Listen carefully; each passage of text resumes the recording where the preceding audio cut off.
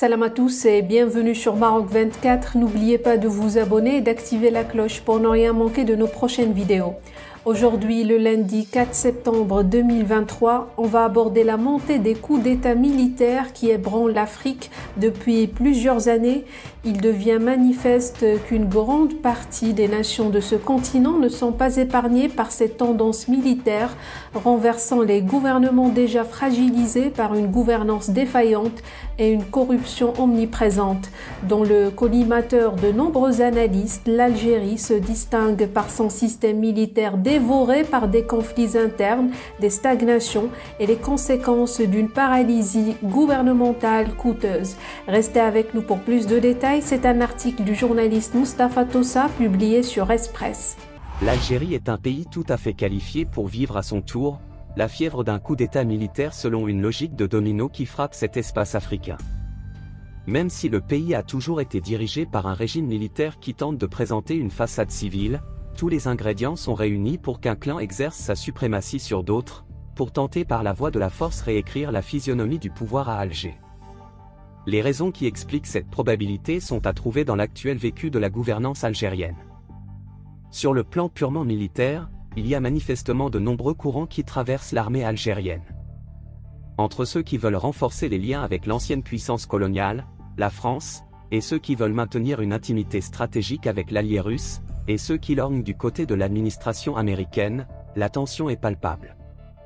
Le déclenchement de la guerre entre l'Ukraine et la Russie ainsi que les tentations de domination et de conquête des Russes sur l'espace africain, à travers le groupe paramilitaire Wagner sont autant d'éléments révélateurs de cette tension interne.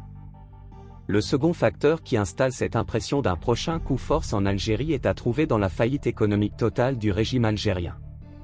Malgré des richesses énergétiques, le citoyen algérien dont le rêve collectif est de tenter l'aventure de la migration, est acculé à subir une rareté inédite des produits de première nécessité.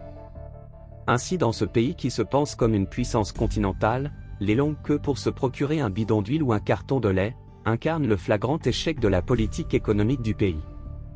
Récemment, la polémique sur la carence de lentilles et de haricots blancs a magnifié aux yeux des Algériens l'impuissance et l'incompétence de leurs élites dirigeantes.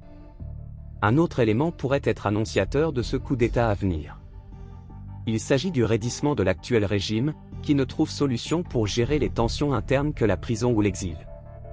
Ainsi depuis l'arrivée du président Tebboune, les prisons ont été remplies de deux types d'Algériens. Ceux, militaires ou hommes d'affaires qui ne peuvent présenter une allégeance aveugle au nouveau maître. Et ceux parmi les journalistes et militants de droits de l'homme qui osent la moindre critique contre le régime algérien.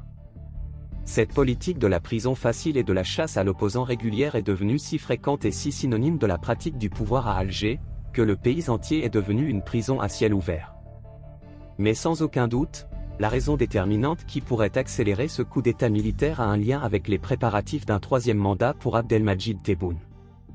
Pour certains hauts gradés, Tebboune est une carte grillée, démagnétisée. Le maintenir coûte que coûte équivaut à jouer avec les chances de survie d'un système de prédation économique bien établi. Pour d'autres, le changer équivaut à un saut dans l'inconnu avec son cortège de règlements de comptes et de vengeance cycliques. Tous les facteurs objectifs sont présents dans le cas algérien pour lui faire subir l'épidémie des coups d'État africains. Une pauvreté économique chronique malgré une richesse nationale. La seule répression politique érigée en mode de gouvernement. Une divergence au sommet de la hiérarchie militaire sur la nécessité de prolonger le mandat du président Tebboune. Le tout double avec un isolement et un discrédit international croissant, comme vient de l'illustrer récemment le spectaculaire échec du pays à adhérer au groupe des BRICS. Autant de facteurs qui rendent la situation algérienne à la fois mûre et propice pour un coup d'État à la gabonaise à Alger. L'année qui s'annonce est une année cruciale pour l'Algérie. Tebboune y joue son second mandat, l'armée algérienne sa cohérence, le peuple algérien son avenir et sa prospérité, et la région entière sa stabilité. Pour rester informé, je vous invite à regarder les vidéos Maroc 24 qui s'affichent sur votre écran.